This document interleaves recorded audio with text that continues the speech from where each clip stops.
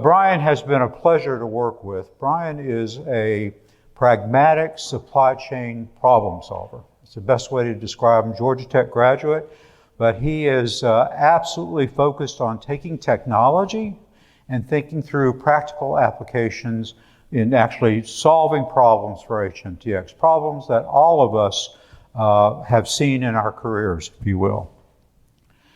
So a little bit about HMTX. If you know the flooring industry, HMTX is a major player. And what they're basically doing is they're contracting manufacturing in various parts of the world, primarily China. And they're moving those products into the U.S. to serve multiple markets. It's a very fast-growing market. And HMTX, it's a pleasure to work with because they are absolutely focused on getting better and better at how to run that company and be profitable for their shareholders, as well as obviously service their customers. So as I said before, the industry is growing and they wanted to be sure that they were doing really smart things about taking their market share. Brian was really very clever. He decided that in order to actually address the issues that he was focused on, he needed to form the dream team. And the dream team was Brian, head of supply chain organization, and his CFO, John Hinkle. And John and Brian went after the initiative of understanding how they could make better decisions in managing that growth, specifically around their portfolio management. So as you all know, companies look at the products they're selling, the products they're planned to be selling, and they want to ask the question, are we doing smart things? Are these products making money? Are they part of a portfolio that the customers want?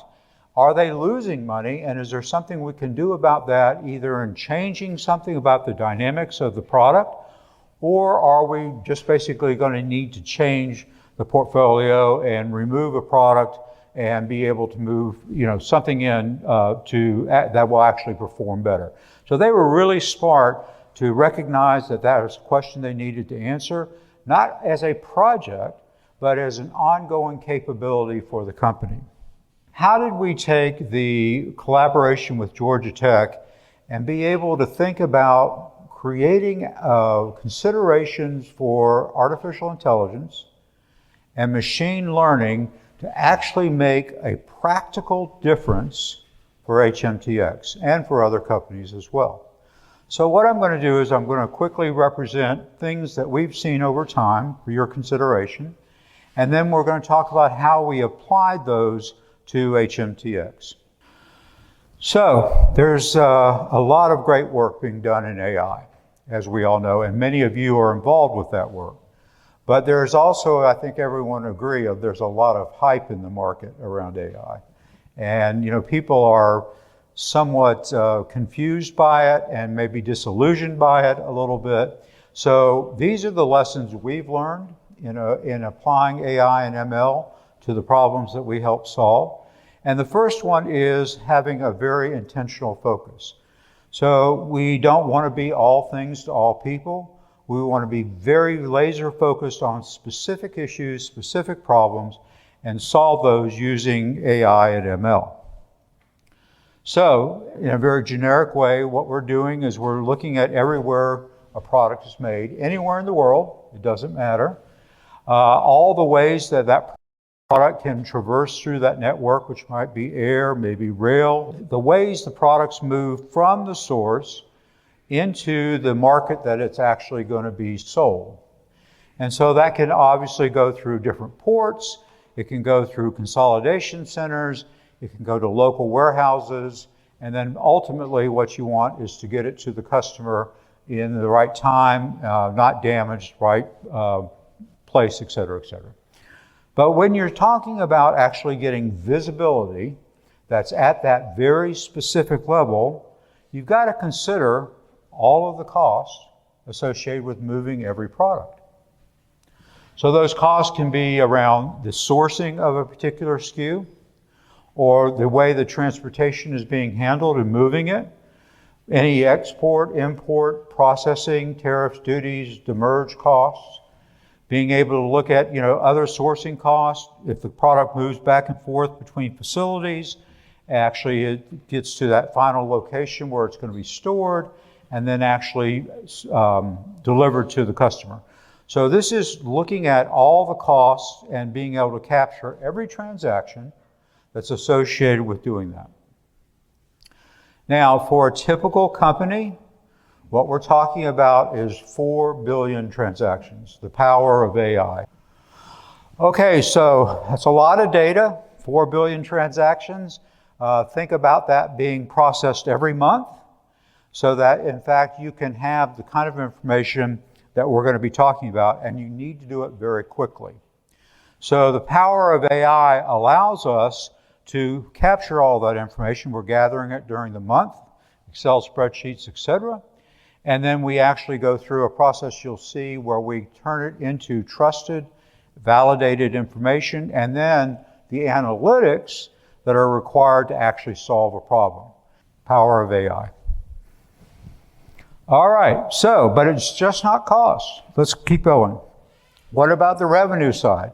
So how does a product actually, the discounts, the promotions, ways that revenues are actually reduced to be able to, sell it to a customer? And if you have that at the SKU level, and it's also trusted information, and you combine that information together, you get net landed profit, what we call NLP. So the net landed profit associated with, as I said earlier, every product going to every customer location through every channel on an accurate and repeatable basis. So what do we have in a typical company? We have functional silos, if you will. Sales is very interested in revenue, increasing revenue. Supply chain is all around efficiency and cost reduction. Finance wants to be sure their shareholders are really happy, right? And you look at marketing and they're looking at, the actual amount of market share that they're getting in their particular industry. And this is the way companies work today. What we want to do is we want to bring that collaboration together. And so what that means is having that ability to give people back the information they need to run each of their groups, but that it's unified and that it's trusted and it's across that entire end-to-end supply chain. So that's the first consideration, is being able to know what you're trying to solve with AI. The second one is, to the exact point, you've got to trust the data, right? You're talking about 4 billion transactions. So trusting that data is very important to get to that very specific type of information, but it has to be done in such a way that it's fast and that it's repeatable. So we have the typical situation for most companies.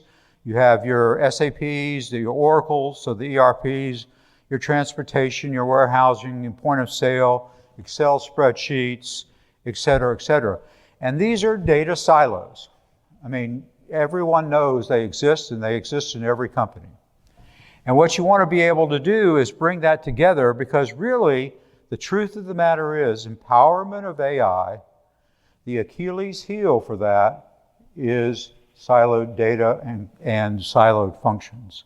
And if you can pull that together to get to that trusted, accurate, et cetera, then you have the ability to do something really significant, something really meaningful for the company. So one way that we address that issue is that we actually collect all that data continuously, and we know who we're getting the data from, and then we go through a process of bringing it together to use machine learning to look for patterns in the data, problems, missing data, files that make no sense, et cetera, et cetera. And we republish back summary information every month, not to the users of the system, but to the subject matter experts who know the data. So the transportation person who knows that rail movement, or who knows those truckload movements, et cetera, we publish to them the summary information of what we've seen and make sure they validate that information before we republish. And we do that. We will not republish the analytics until every SME has checked off that the information is right. Okay, so another consideration for AI adoption is being able to give results. Obviously, that's why people want it. They want to be able to do things that they weren't able to do before, and they want to do it very quickly. So let's talk about that. If you're very familiar with a profit and loss statement, typical companies, they're a wonderful tool. They help you really understand the things associated with the overall financial performance of the company. However, if you're familiar with them, do you think that you can get down to the performance of the color of a particular shirt that you're selling through a retailer using a P&L? Todd, can you do that? No. You can't, because the P&L's function is to give an overall performance review of the financials for the company. It's not designed to give you accurate and specific information down to that SKU customer level. So for the purposes of financial reporting, it's wonderful. For the purposes of getting down to actionable strategies to reduce costs, improve profitability, it doesn't work. If you do use it for that, what you're using are allocations. You take all the transportation costs that went from Chicago to Atlanta, and you say, okay, well, our biggest customer is Atlanta, is 50% of our revenue, so we're going to give them 50% of the transportation costs. That's how people do it, and it's not very accurate. What you want to do is, again, as a consideration, is you want to take that information and move it to something that is very meaningful for the organization to make very specific decisions that support the strategies for the company. And we're going to go into more detail on that in a minute. All right, let's move right into how did HMTX take advantage of all this? Intentional focus. Now remember, they're sourcing product in China and other places. They're bringing it in different ways. They're going through different ports. They're paying all the costs associated with that. They're taking it into their consolidation centers. They're doing value-added services to the products. They're servicing multiple markets with those products. And they're finally, obviously reporting back to their shareholders exactly how well it's working. But as I mentioned before, that world is changing. The industry is growing, and the question is, are we doing smart things as we're offering these products, or could we do things smarter to be able to think about our portfolio? Primary question. So, this looks like a P&L to you, I would imagine, and it is designed to look like one. But what is different about it, to the question you raised earlier, every line item of cost that you see here, right, is defined by the customer. It's not cookie cutter. So they say, HMTX said, we want to be able to understand the breakdown on COGS, the cost of goods, and these are the elements that are really important to us. We want to be able to understand factory discounts, which is a part of the industry, tariffs, license fees, you can see the line items. These are line items that we want to get specific visibility to. And these are the discounts that we give our customers in order to sell our products. Now, if this is another company, these line items may be completely different. It doesn't matter. It's what is important to them.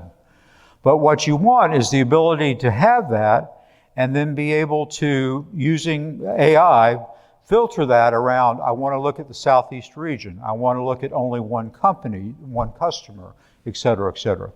But what is really important and always eye-opening for every customer is look at, you got a standard profit margin, all right? That's the margin that they have operated under. Our standard margin, which is usually the cost of goods, possibly other costs, looking at their net revenue, and it comes up with, here's the margin that we're declaring to our shareholders. That's a great start. But when you get down to this guy, net landed margin, it's not unusual for that to be significantly lower than their standard margin. Significantly. And you're going to be surprised for HMTX what they discovered. But that is not unusual. HMTX is very typical as far as the results go. All right, so there you go. Imagine walking into your boardroom and saying, you know what?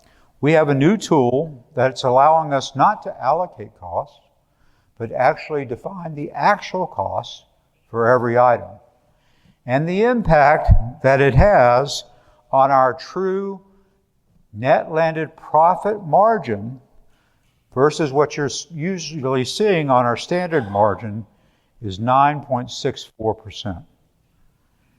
For a $700 million company. Can you see that scenario? And the kinds of conversations that would drive? It's fascinating. The power of AI and ML. And since Brian can't be here with us today, we asked him to comment, and you'll see his comments throughout, on what they are thinking at HMTX with regard to that type of capability. So repeatable data integrity. So now we've got all those products moving from China. They're going into different ways to service their different channels. How did they actually think about data integrity? And so just as I mentioned before, the way that their particular data is coming to us and the way it needs to be validated and unified and then ultimately verified for their SMEs allows them to be able to have Brian say this. So what were the results? This is where it gets kind of fun. So what are the things that I can learn that I didn't know before? All right, so let's start with the whale curve. Everybody familiar with the whale curve? The ongoing performance. So here we go, basically, if you look at it, here is the amount of profit that I'm making over the course of my multiple products. So as you can see, once I get up to this line right here, and the products that constitute that profitability, the profit becomes really almost flat. But look at how much red is here. Now my profit starts dropping. And so I've got a lot of unprofitable activity. Now imagine this. Think about knowing that and trusting that. And knowing that, I'm just going to use a number for example purposes, 35% of all of your costs are being spent on unprofitable products and customers. 35%. That is not an atypical number. In some cases it can be higher. Would that change the way you're thinking? Of course it would. So the bottom line is that we have a law of diminishing returns, if you will. Let's get a little more specific. See these little bars? These little green guys are the number of SKUs, the number of products that are giving HMTX 80% of their profit. 80%. This guy is very marginal. This guy represents all the unprofitable products. Look at this. Top 96% of all their profit is coming from that level of SKU activity. And guess what? Most of their SKUs are unprofitable. Pretty amazing, huh? All right, let's keep going. This is fun. As I mentioned before, they're looking at their product portfolio, right? They're trying to say, are we selling the right things? Can we do changes? How do we continue to capture market share? And they have already started making decisions about products that they're no longer going to sell. One of the products that was being transitioned out of their portfolio is the 5th largest contributor of net landed profit. One of their best revenue items, the one that is number one in revenue, the one that the salespeople love, the one that they always count and say, look how well we're doing. The 5th worst performance product. Basically, what Brian, as I said before, is very much a pragmatic supply chain problem solver. And with their CFO, John Hinkle, they are now moving into a whole new direction of product decisions around what and how they should be managing the enterprise cross-functionally, from a sales perspective, from a marketing perspective, from a supply chain perspective, because they have the opportunity to actually use AI and ML in a way that is going to be continuously providing information to make smarter strategies. But it gets back to having HMTX have the right information on a monthly basis that's trusted, accurate, specific, and repeatable so that they can take actions to continue to capture market share and be efficient and be able to serve their stakeholders and their shareholders, in a better way.